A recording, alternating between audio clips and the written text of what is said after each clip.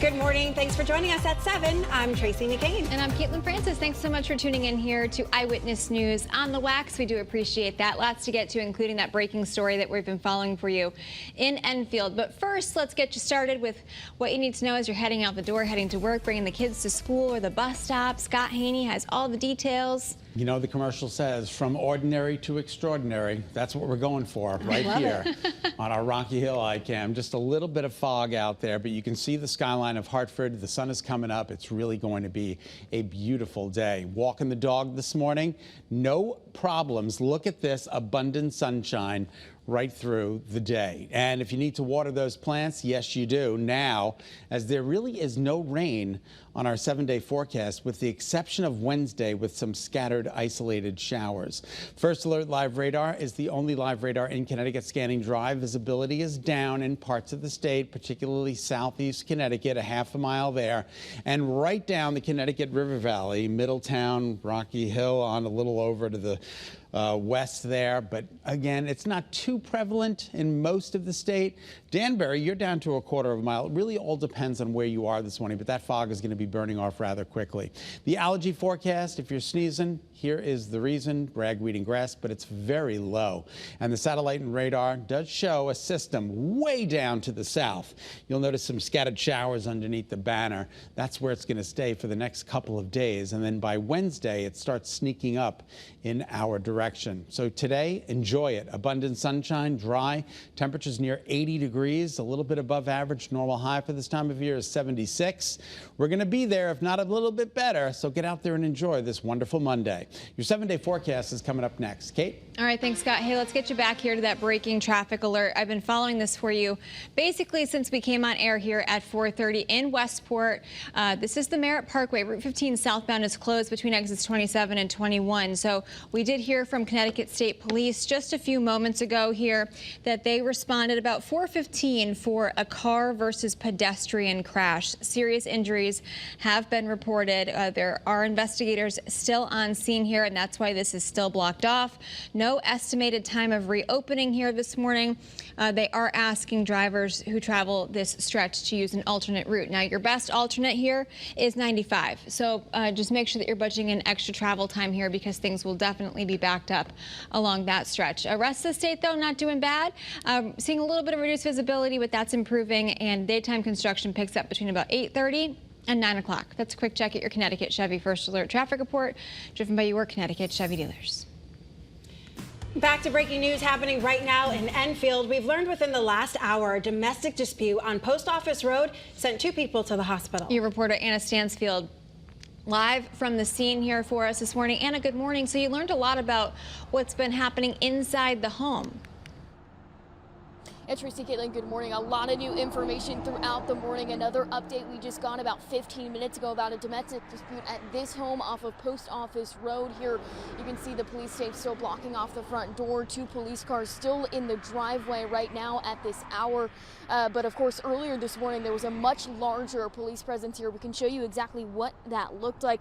Now, I mentioned we have a lot of new information for you. We've just learned the fight broke out here in the master bedroom between a husband and wife. The wife hit by a blunt object. Police describe it as a blunt object in the head, suffering major head trauma. The husband then fired a shotgun but didn't hit anyone. That's when an adult son got involved, fighting off the husband, who picked up a second gun at that point, firing it at least twice, again in this master bedroom, but again not hitting anyone. The wife was taken to a nearby hospital and is expected to survive and be okay. The husband also taken to a hospital with some minor injuries, but he is now in custody, facing charges including first-degree assault and unlawful discharge of a firearm.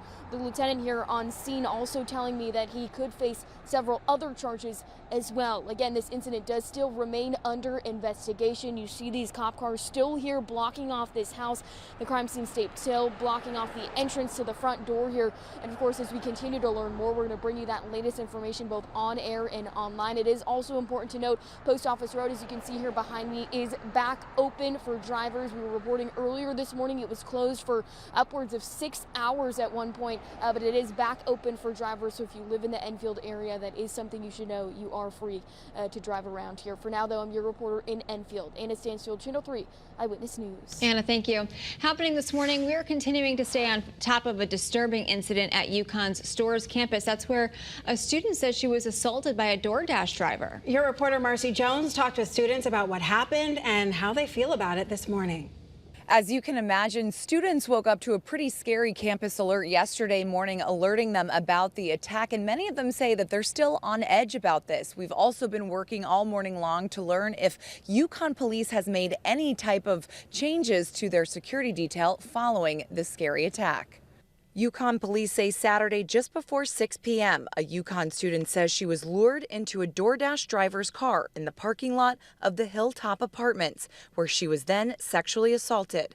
Many female students we spoke to say they already take safety precautions, but this incident has them reevaluating just how safe they feel on campus. Whenever I'm walking alone, I'm always aware of my surroundings, and I carry pepper spray, I carry a taser. Now, UConn police tell us they have actually made contact with the suspect. However, no arrests have been made. Your reporter in Storrs, Marcy Jones, Channel 3 Eyewitness News. Right now, the suspect accused of shooting and killing conservative activist Charlie Kirk is under enhanced supervision inside a Utah jail. He's being held in a special housing unit until he completes a mental health evaluation. Investigators still trying to figure out a motive in this case, and that man is expected to be charged with aggravated murder and other felony counts during an initial court appearance set for tomorrow. Meanwhile, plans to remember Kirk are taking shape. A memorial service scheduled for Sunday at State Farm Stadium in Arizona. That's where his organization, Turning Point USA, is headquartered. People from across the state gathered over the weekend for a local memorial. Thousands lined up outside Cadillac Ranch in Southington to honor Kirk. Some brought flowers and candles. Others wanted to feel a sense of community. And organizers said they hope moving forward, more people put in the effort to listen to one another. Get off your phone, get off of social media and have conversations. Because when we do that, we bring humanity back into this conversation. The nonprofit Kirk founded Turning Point USA is hosting an event at UConn tomorrow and is looking into opening more chapters in our state. Well, the response to Kirk's assassination on social media is raising questions now about First Amendment rights, including right here in Connecticut. An East Haddam Board of Education member stepped down after making a post on her personal page where she said to stop the thoughts and prayers for Kirk. A Fairfield official says she will not step down, though, after using inappropriate language in a post that criticized Democrats. Experts say people have the legal right to say anything they want, but organizations also have the right to remove someone if their views reflect poorly on them. This morning, the White House is asking Congress for an additional $58 million to upgrade security protections for federal judges and executive branch staffers. The request is in direct response to Kirk's assassination. House and Senate leaders are also weighing added protection for members of Congress. In just a few hours, a New Haven woman heads to court to face charges in a hit-and-run crash that Madison police say seriously injured a bicyclist. The crash happened on Horse Pond Road just before noon Saturday. Police used license plate readers to track down the suspect. She's facing an assault with motor vehicle charge and is being held on bond. Well, right now in Hebron, police are investigating after a dirt bike crash left a 14-year-old boy dead. We're told that dirt bike rider lost control on Burnt Hill Road and was thrown off of the bike. No other vehicles were involved. Israel's prime minister says he will not agree to establish a Palestinian state after the United Nations voted overwhelmingly in favor of creating one. The United States was one of 10 countries that voted against the resolution, which condemns the Hamas attack on Israel in 2023 and Israel's ongoing attacks on Gaza. Right now in Hartford, the search is on for a suspect after a man in his 30s was shot and killed.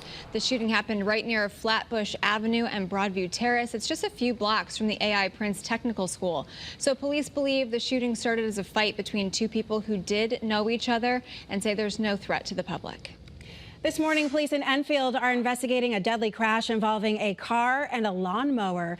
Police say a town public works employee was mowing the grass on the town green when a car crashed into him and started a fire. We're told the victim worked for the town for years. The driver was also hurt. The police chief says the driver is cooperating with the investigation. This morning, a suspect is arrested in connection with the deadly shooting of a Bristol man in New Britain last month. New Britain police say officers took the suspect into custody Friday in Meriden. He faces murder and other charges and is being held in jail on $3 million bond. This morning, New Haven police need your help finding a suspect after a 21-year-old man was shot. This is right around Ashman Street. That's where that all happened. We're told the victim is expected to be okay. And today, Governor Ned Lamont expected to sign a bill meant to protect you from shrinkflation. That's when food companies lower the size or amount of product in a bag or container. Under the new law, companies cannot make those changes without telling you, the consumer, or lowering the price. Well, heads up for hunters this morning. Today, archery season for deer and turkey opens on state and private land.